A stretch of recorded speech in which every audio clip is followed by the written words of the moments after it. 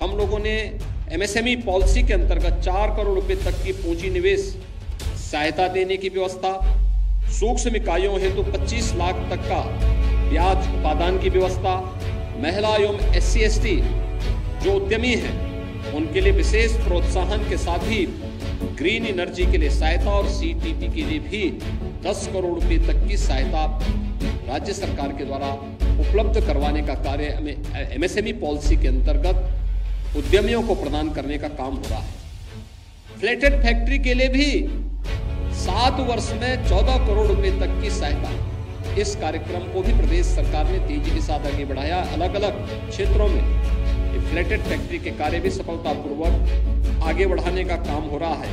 तो प्रदेश सरकार ने इसके साथ ही प्रदेश के उत्पाद की बेहतर मार्केटिंग के लिए, उसकी शोकेसिंग के लिए इंटरनेशनल ट्रेड शो का आयोजन किया था। गत वर्ष भी हुआ था और इस वर्ष फिर से 25 से 29 सितंबर के बीच ग्रेटर नोएडा में आयोजन होने जा रहा है।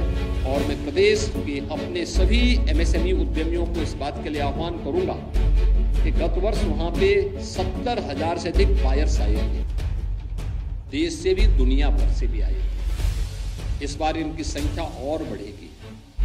उत्तर प्रदेश के पोटेंशियल को लोगों ने इस ट्रेड शो के माध्यम से देखा था। एक बेहतरीन मार्केटिंग का अवसर प्राप्त हुआ था। राज्य सरकार इस बार फिर से इसका आयोजन करने जा रही है और मैं आपका आह्वान करूंगा अभी से अपनी तैयारी कर ले। बेहतरीन मार्केटिंग के लिए और उत्पाद की ब्रांडिंग और मार्केटिंग का एक बेहतर अवसर भी प्राप्त होगा, शोकेसिंग का एक अवसर प्राप्त होगा। वहां पर भी हम लोग इस कार्यक्रम के साथ जुड़ने का कार्य करें। 2017 के बाद से सरकार ने समय समय पर जो कार्य प्रारंभ किए, अपनी परंपरागत उत्पाद को, यहाँ के हस्तशिल्पी और कारीगरों की उस हुनर को न केवल देश के अंदर बल्कि दुनिया के अंदर एक मंच प्रदान करने के लिए जो प्रयास प्रारंभ हुए, आज वन डिस्ट्रिक्ट वन प्रोडक्ट के माध्यम से, विश्वकर्मा श्रम सम्मान योजना के माध्यम से, PM विश्वकर्मा योजना के माध्यम से, अन्य अनेक योजनाओं के माध्यम से, इंटरनेशनल ट्रेड शो के माध्यम से उत्तर प्रदेश के उत्पाद को शोकेसिंग करने का भी एक अवसर इस दौरान हम सबको प्राप्त हुआ। और इसलिए आज का दिन हमारे लिए बहुत मायने रखता है। आज अनेक ऐसे कार्यक्रम यहां पे प्रारंभ होने जा रहे हैं जिनको लेकर के इस दिन की महत्ता को हम समझ सकते हैं। एमएसएमई उद्यमियों को बैंक से लोन उपलब्ध कराने के लिए SLBC की मदद से हमारे बैंकर्स यहाँ पे आए हैं, इनके समन्वयक यहाँ पर उपस्थित हैं और इसमें 20,000 करोड़ रुपए से अधिक के ऋण की सुविधा एक बार फिर से यहाँ पर उत्तर प्रदेश के उद्यमियों को प्राप्त होने जा रही है। रैंप की एक योजना हमने पहले चरण में यहां पर जो कार्य प्रारंभ किया कि जो बंद हो रही एमएसएमई इकाइयां थी उसको प्रोत्साहन करने का काम किया, उसको एक प्लेटफॉर्म उपलब्ध कराया, कॉमन सर्विस सेंटर के माध्यम से उनको फैसिलिटेट किया।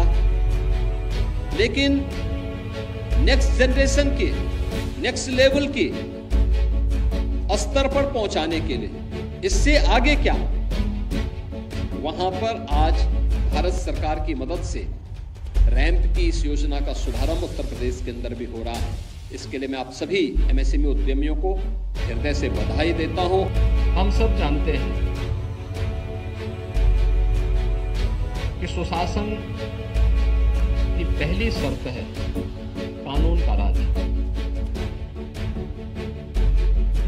और कानून की राज की सबसे पहली शर्त है सुरक्षा और संरक्षा का एक बेहतर वातावरण।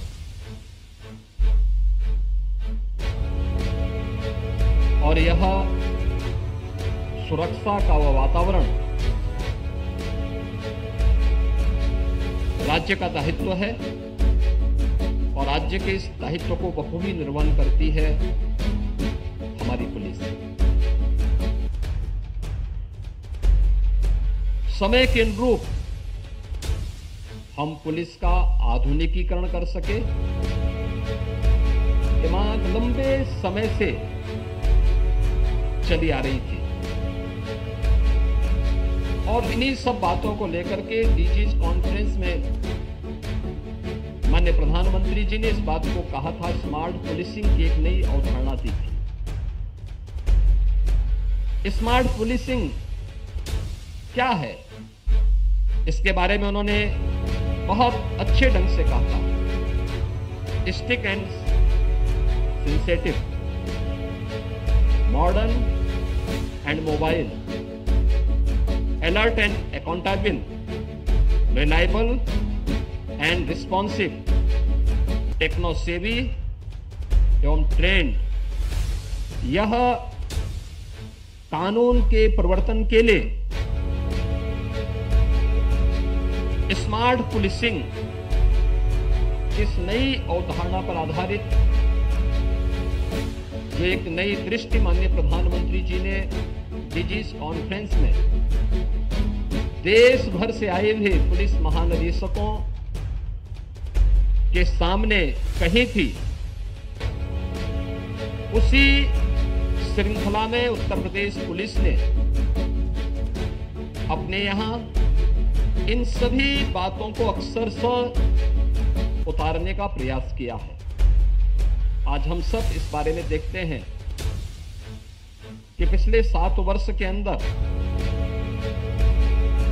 उत्तर प्रदेश पुलिस ने देश के अंदर न केवल अपनी एक नई पहचान बनाई है, बल्कि उत्तर प्रदेश को भी एक नई पहचान दिलाने में एक महत्वपूर्ण भूमिका का निर्वहन किया है। पिछले 7 वर्ष के अंदर कानून का राज उत्तर प्रदेश में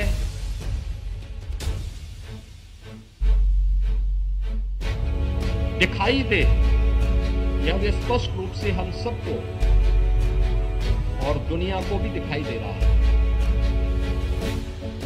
इस कानून के राज ने